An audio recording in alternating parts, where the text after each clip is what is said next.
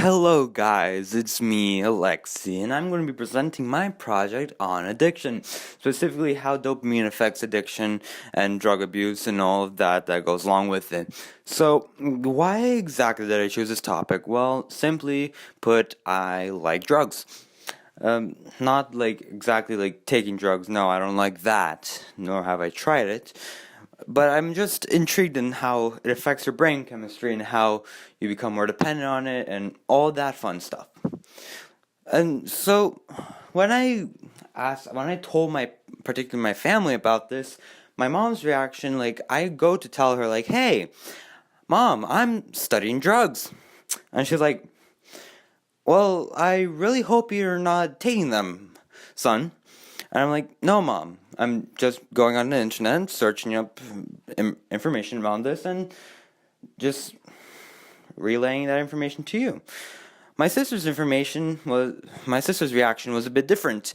So she just looked at me and she's like, "Oh, that's really interesting. Good luck." And I appreciate that answer a bit better than my mom's assumption that I was going to do drugs. Okay, so here's a little essential background on my project. So I'm just going to first explain a few key terms. What is addiction? Well, it's very simple. When you're addicted to something, you can't just back way down from it. You want more and more of it until it becomes essentially a problem. Then, what is dopamine? Dopamine is a neurotransmitter that essentially controls your brain's pleasure center and essentially, in simple terms, tells you, "Hey, this is wonderful, keep going." Now that we have a basic understanding of what exactly is being talked about in this topic, we can finally ask the question, but how exactly does dopamine affect addiction? Well, since addiction, specifically drug addiction and abuse, is a huge problem in the United States, well, because people are dying constantly from it, it's actually quite easy to find studies and research on it. Personally, I went on a very specific website, the National Center for Biotechnology Information, the NCBI, and I just essentially searched up dopamine and addiction. And well, lo and behold, so much popped up. And so to start out with my research, I found an article, research by N.D. Volkow, J.S. Fowler, G.J. Wang, R. Baylor, and F. Tilane that was published online in 2008. That's pretty old. And it says that imaging studies showed that drug abusers have marked decrease in dopamine D2 receptors and in dopamine release, yada yada yada yada. Essentially what it's saying is that the PET scans that they performed on drug abusers showed that, one, there are decreased amounts of receptors that recepted dopamine, and also there was less dopamine produced. But honestly, in my opinion, this isn't quite enough for me to understand why dopamine is responsible for all this drug addiction and drug abuse.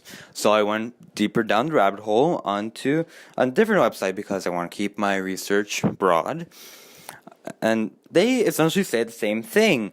Stuff like the reductions in the D2, DA receptors in the striatum are associated with reduced activity of the orbitofrontal cortex. It's like yada yada yada yada. Essentially, it also says that the decrease in these D2 dopamine receptors is causing these drug abusers to take more drugs. So what I saw from this is that the drugs are essentially reducing the amount of dopamine receptors, reducing the amount of dopamine produced, and thus is causing the drug abuser to take even more drugs. Well, that's essentially the drugs are replacing dopamine. What is essentially happening is that the brain is noticing that its human body is consuming a lot of dopamine replacement. So it's like, screw this. Why work if the human is doing the work for us? So they stop. The neuroreceptors stop producing the dopamine, and whatever you're taking, cocaine, marijuana, whatever, is replacing the dopamine. So essentially, not only is the drug replacing the dopamine, but also when you start removing the drug, the dopamine doesn't come back right away. So the body is left there without a way of recognizing that it feels good, and thus is demanding the drug again.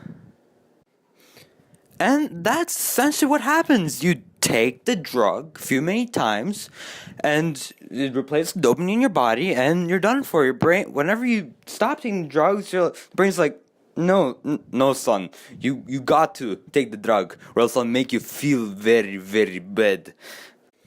So be a good kid, and don't take drugs.